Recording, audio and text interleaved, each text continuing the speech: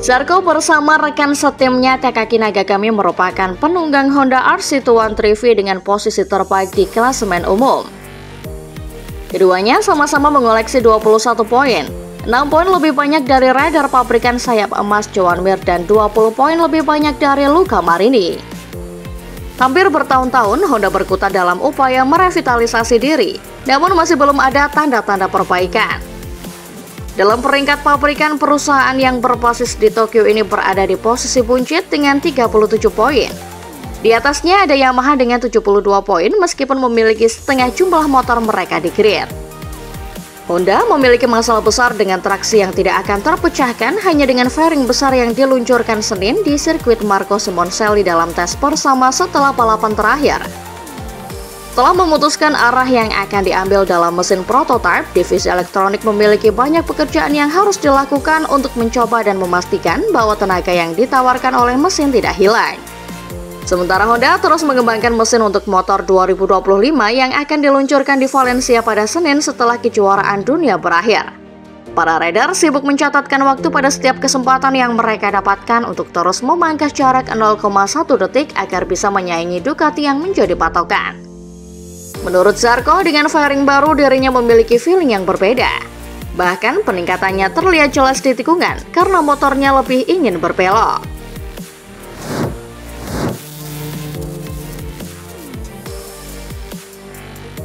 Pada Juni lalu, Marquez resmi diumumkan akan bergabung dengan tim pabrikan Ducati pada 2025 dan 2026. Ia akan menggantikan Enea Bastianini dan bertandem dengan Pecco Bagnaia. Kedatangan Marquez ini cukup sensasional atas berbagai alasan. Salah satunya adalah bentrok sponsor besar. Marquez sendiri diketahui merupakan duta yang sangat penting bagi Red Bull, Samsung, Allianz, Oakley, dan Estrella Galicia. Jenama-jenama ini pun dikabarkan membayar Marquez dengan nilai tinggi. Hal ini pula yang dikabarkan membuat Marquez legawa membela Gresini Racing pada 2024 tanpa gaji. Ducati Lenovo Team sendiri disponsori oleh para kompetitor para sponsor pribadi Marquez. Di antaranya Monster Energy, Lenovo, Unipolsai, Carrera, dan Contadi Castaldi. Lewat program Autotogas di kanal YouTube Giovanni Zamagni, Sporting Director Ducati Corse Mauro Grasselli uniknya menyatakan bahwa kedatangan Marquez disambut oleh para sponsor ini. Grasselli juga mensinyalir bahwa proses negosiasi dengan para sponsor ini tidak mengalami kendala berarti. Meski belum diketahui solusi macam apa yang bisa ditawarkan Ducati kepada para sponsor pribadi Marquez dan sponsor tim pabrikan mereka. Dengan bergabung ke Ducati Lenovo Team, Marquez nantinya akan kembali mendapatkan gaji dari Ducati Corse. Namun nominalnya diperkirakan jauh lebih kecil daripada yang ia peroleh pada 3 tahun terakhir dirinya membela Repsol Honda, di mana ia dikabarkan digaji 13 juta euro per musim.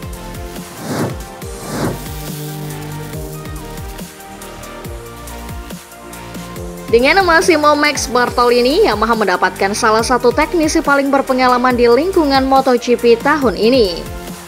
Pria asal Italia yang pindah dari Ducati membawa angin segar dan cara kerja baru ke tim, yang bekerja tanpa lelah untuk mendapatkan kembali performa terbaiknya sejak kedatangannya.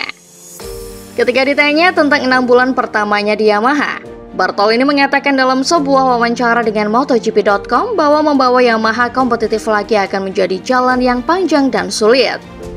Namun dirinya puas dengan 6 bulan pertamanya di Yamaha karena semua orang di Yamaha bekerja keras. Namun bukan berarti Yamaha tidak memiliki perkiraan kapan akan kompetitif. Bartolini memperkirakan seharusnya Yamaha bisa sedikit menutup corak performa dengan Ducati tahun depan. Yang kemudian harapannya Yamaha akan menjadi kompetitif lagi di musim berikutnya. Tim satelit baru Pramac juga akan membantu dalam hal ini. Artinya akan ada 4 Yamaha di grid mulai MotoGP 2025.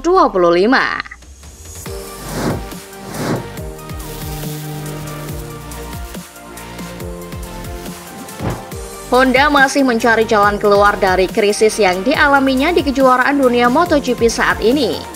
Pabrikan bersayap emas ini masih berada di dasar klasemen konstruktor pada musim 2024 dengan 37 poin, lebih dari setengah dari 72 poin milik Yamaha, dan mencoba menggunakan beberapa hari terakhir di sirkuit Misano untuk menemukan solusi untuk membuat perbedaan.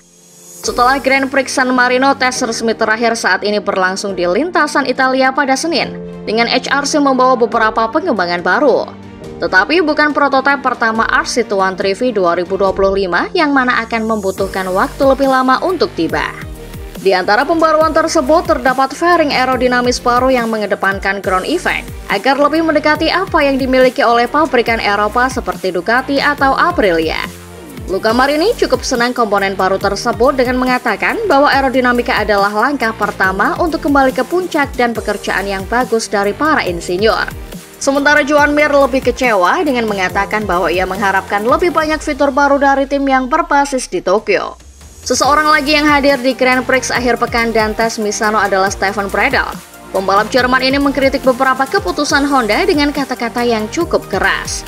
Menjelang balapan Minggu, pembalap asal Jerman ini mengecam kebijakan HRC dengan berkomentar bahwa tidak ada pilihan lain selain menerima perintah HRC dengan lapang dada, dan menyesalkan bahwa ia dipaksa untuk mengendarai motor dengan suku cadang yang tidak berfungsi.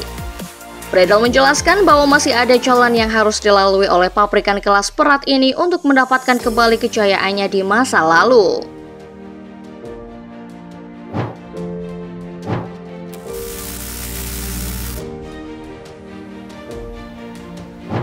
Pecco Bagnaia dipastikan memiliki musim yang sulit di MotoGP 2025 karena harus berbagi garasi dengan juara dunia 8 kali Marc Marquez.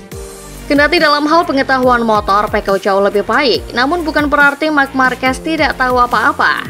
Masih diakui bahwa MM93 merupakan pembalap yang terbaik di grid MotoGP. Kemampuannya dalam adaptasi dan mengeluarkan kemampuan terbaik motor yang ditunggangi merupakan keistimewaan dari pembalap Spanyol tersebut. Oleh karena itu, Valentino Rossi sempat memberikan masukan kepada Pecco Bagnaia. Sang murid disarankan untuk mengikuti jejaknya agar dapat menggunakan taktik sayawar dan bermain kata di depan media. Akan tetapi, saran juara dunia MotoGP 9 kali ini dikesampingkan oleh Pecco Bagnaia. Suami Domiziaka Stagnini memilih untuk banyak membuktikan kualitasnya lewat hasil di balapan ketimbang berkeluar di depan media. Rossi memang merupakan ikon MotoGP hingga kini.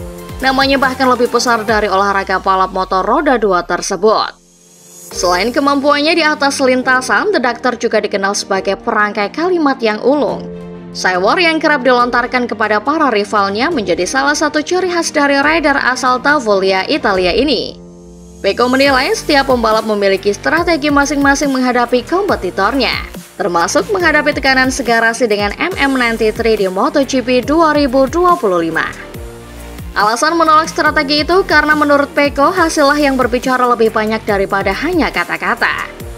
Namun di sisi lain, Francesco Bagnaia juga mengatakan dirinya siap jika harus terjadi konflik antara dirinya dengan Marc Marquez di tim pabrikan Ducati. Rider asal Italia itu mengatakan dirinya akan berusaha maksimal untuk tetap menjadi yang terbaik di kelas MotoGP.